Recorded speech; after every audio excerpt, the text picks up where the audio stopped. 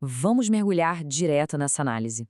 Hoje a gente vai desvendar uma verdadeira saga de true crime da mitologia nórdica, extraída direto dos nossos textos base.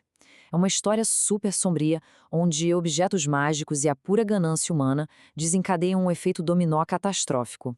Imagina só, heróis valorosos sendo enganados, poções do esquecimento e aquelas maquinações implacáveis que fazem a gente questionar os limites da natureza humana. E para ninguém se perder nessa teia complexa de traições, a nossa jornada de hoje se divide rapidinho em 6 atos. A gente vai desde o herói e a poção, passando pela farsa do anel, a disputa das rainhas, a trama da vingança, até chegar no fim de Sigurd e, por fim, a pira final. Bom, começando pelo nosso primeiro ato, o herói e a poção. É aqui que a tragédia toda ganha vida. Os feitos iniciais do nosso protagonista preparam o terreno perfeitamente, né? Pensa no currículo do cara. Primeiro ele simplesmente abate o terrível dragão Fafnir e toma aquele tesouro gigantesco. Depois, resgata a Valquíria Brunhilde de um sono amaldiçoado, prometendo voltar para os braços dela. E por fim, segue marchando até o castelo do rei Giuk. Tudo isso já deixa super claro que o Sigurd é um herói lendário e destemido, antes mesmo de pisar nesse castelo traiçoeiro que, olha, vai selar o destino dele. Aí a tragédia começa de verdade com uma descoberta colossal. Uma serva, bem bisbilhoteira, encontra o enorme baú que acompanhava o nosso herói e sai correndo para contar tudo para a ambiciosa rainha Grimhilde. Ouro e joias, minha rainha. É exatamente esse momento que acende a faísca do plano implacável da rainha. Ela bate o martelo e decide que o Sigurd não vai escapar de jeito nenhum. Ele tem que casar com a filha solteira dela, a Gudrun. Ou seja, a ganância se revela logo de cara como o primeiro grande motor dessa história. Então, entra em cena a nossa primeira grande ferramenta de engano, a famosa poção do esquecimento. A fonte descreve com todos os detalhes como a rainha dá um jeitinho de fazer o Sigurd beber esse elixir maldito numa taça, bem no meio de uma recepção. E o efeito? Bom, uma névoa mental simplesmente varre da mente e do coração do Sigurd qualquer memória do amor passado dele, a Valquíria Brunhilde. Totalmente confuso, atordoado e, claro, super assediado pela insistência da rainha, ele acaba cedendo e casa com a Gudrun. Isso nos leva direto para o segundo ato, a farsa do anel e o famoso engano de Gunnar. O contraste absurdo que os textos mostram entre esses dois personagens é literalmente o que move a trama toda. De um lado, a gente tem o Gunnar, que é irmão da Gudrun. O texto descreve o cara como fútil, enfastiado, um covarde absoluto que falhou miseravelmente na hora de tentar atravessar as chamas mágicas que cercavam a Brunhilde. Do outro lado, temos o Sigurd, super valente, matador de dragões e extremamente leal. Isso explica perfeitamente porque o Gunnar chega ao ponto de implorar para o Sigurd, que agora é cunhado dele, atravessar o anel de fogo mágico para conquistar a Valquíria para ele. Mas pare e pensa. Como Sigurd faria isso sem estragar o plano todo? Para sustentar o disfarce, ele usa um artefato mágico importantíssimo, que é o Anel do Dragão. O texto original revela que esse anel místico, que no passado já tinha transformado um anão num dragão, consegue dar para quem usa a aparência física exata de outra pessoa. É impressionante. O Sigurd usa o anel para assumir 100% a identidade do Gunnar e cavalgar pelas chamas como se não fosse nada. E aqui a gente nota um detalhe que vai virar uma bomba lá na frente.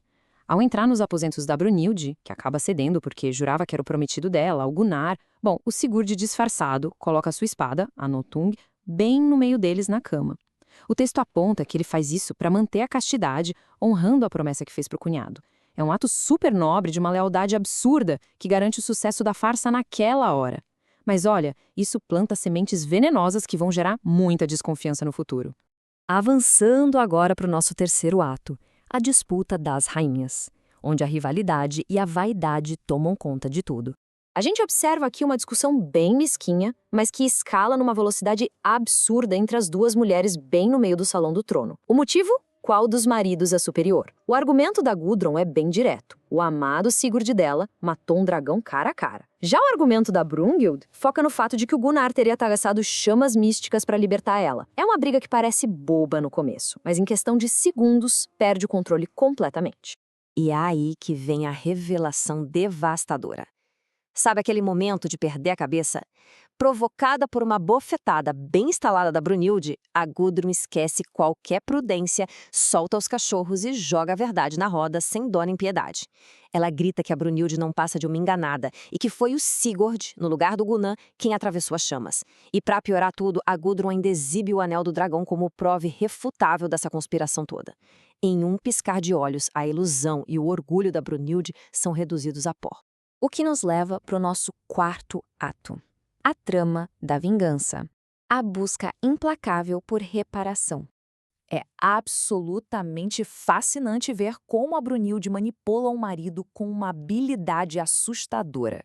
Primeiro de tudo, ela xinga o Gunnar e exige uma reparação sangrenta por toda essa humilhação. Depois, ela vai direto no ponto fraco, ataca o orgulho frágil dele. E a cartada final é brutal. Ela zomba daquela história da espada na cama, insinuando com todas as letras que o Sigurd mentiu e que violou, sim, a castidade prometida. Gente, essa insinuação simplesmente oblitera qualquer restinho de gratidão que o Gunnar pudesse ter pelo cunhado. Só que tem um obstáculo logístico gigante no meio do caminho. O Gunnar e o irmão dele, o Hogni, tinham feito um pacto de sangue com o Sigurd. Eles viraram irmãos de sangue, então não podiam quebrar esse juramento sagrado de jeito nenhum. A solução? Eles acham uma brecha. Eles lembram do Guttorm, um terceiro irmão que estava caçando na floresta durante o casamento, e por isso ficou de fora do pacto. Acreditem se quiser, eles literalmente subornam esse irmão, que não era lá dos mais espertos, prometendo o tesouro do Sigurd para ele fazer o trabalho sujo. Uma loucura, né? Chegamos ao penúltimo e mais tenso ato. Ato 5. O fim de Sigurd, com aquele assassinato na calada da madrugada. Dá até para prender a respiração lendo essa parte do relato.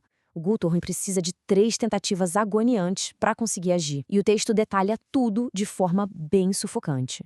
Na primeira tentativa, ele entra só com metade do corpo no quarto, mas dá de cara com os olhos abertos e aterrorizantes do Sigurd, o que faz ele recuar em pânico total. Ele tenta de novo e o sangue gela. Só a presença do herói ali já paralisa o cara. É só na terceira tentativa que ele finalmente toma coragem, entra de vez e, movido pela pura ganância de botar a mão naquele tesouro todo, dá o golpe fatal bem no peito do guerreiro. Mas olha, o ato final do Sigurd, mesmo já quase morto, é coisa de lenda. E tem uma consequência brutal. Ao receber o golpe mortal, ele desperta a tempo de ver o assassino fugindo. Num último esforço quase sobre-humano, ele pega a própria espada e arremessa, com tanta força, que corta o Guttorm simplesmente ao meio, na altura da cintura. O traidor cai morto de um jeito tão bizarro que a metade de baixo do corpo fica dentro do quarto e a metade de cima cai para o lado de fora. E assim entramos no nosso último ato, o ato 6, a pira final, marcado pelo remorso e por muita clareza. Enquanto a Gudrun acorda ensanguentada e os gritos de desespero dela ecoam pelas pedras daquele castelo, parece que algo estala na mente da Brunilde.